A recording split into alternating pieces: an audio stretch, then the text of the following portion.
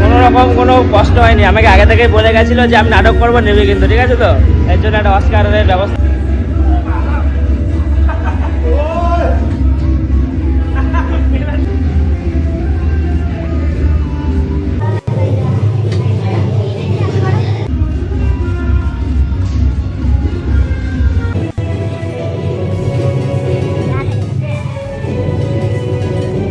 প্রতিদিনের মতো আজকেও নীলাব্র লেট করেছে আমাকে পিক করতে, কেননা আমাদের চুক্তি হয়েছে এক সপ্তাহ ও আমায় জিমে নিয়ে যাবে, আমি এক সপ্তাহকে জিমে নেবো, যেহেতু আমরা একই জিমে কাজ করি। তো কাজবাজ সেরে কিন্তু ওয়ার্কআউটের আগে আমাদের বেস্ট যে ব্রেকফাস্টটা হয়, ব্রেড অ্যান্ড পিনাট বাটার, যে জিএক্সএনের পিনাট বাটার চকলেট, সেটা ইউজ করি আমরা।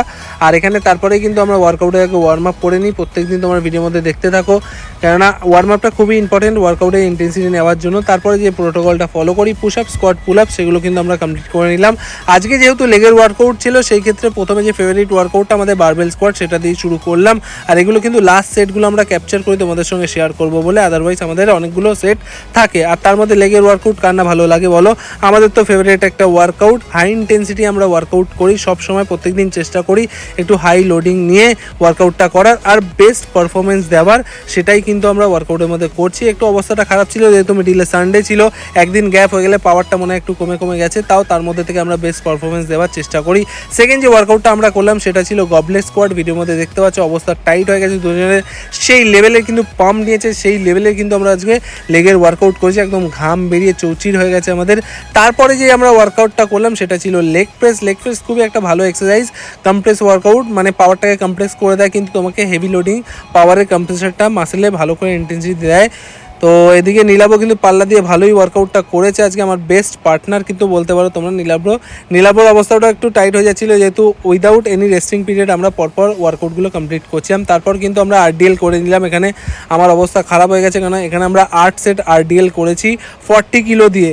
নীলাব্র কিন্তু এখানে আমার সাথে সাথে পাল্লা দিয়েছে ভালো, কিন্তু ও 20 কিলো নিয়েছে, যেহেতু একটু ওর অবস্থাটা টাইট ছিল, একটু ডাল ছিল, আজকে এনার্জি ছিল না লেগ ওয়ার্কআউট করার, তবুও করেছে। এখানে একটু মজাই আর কি, একটা ওয়ার্কআউট মাঝে মাঝে করে ফেলি, যেটা হয়তো করার নয়, তাও লেগের ওয়ার্কআউট অবস্থা টাইট হয়ে গেছে দুজনের। ও করতে চাইনি আজকে লেগের ওয়ার্কআউট, বাট আমার সঙ্গে করবে বলে একসঙ্গে লেগের ওয়ার্কআউট করেছে। তারপর কিন্তু আমি লেগ কাল করে নিই, ওদিকে নীলাব্র সুমো স্কোয়াট করে নেয়। দুজনেরই অবস্থা খারাপ হয়ে যায়, কেননা উইদাউট এনি রেস্টিং টাইম কিন্তু আমরা ওয়ার্কআউটগুলো কমপ্লিট করছিলাম। তো খুবই ভালো ওয়ার্কআউট হচ্ছে, সেই লেভেলের ওয়ার্কআউট হচ্ছে। আর এখানে দেখতে পাচ্ছ সেই লেভেলের পাম্প খেয়েছে, আর সেই লেভেলের পাম্প দিতে গেলে কিন্তু তোমাদেরও রেগুলার ওয়ার্কআউট করতে হবে, যেটা আমি প্রত্যেক দিনই বলি। সবাই ভালো থাকো, সুস্থ থাকো, রেগুলার ওয়ার্কআউট করো। দেখা হবে নেক্সট ব্লগে।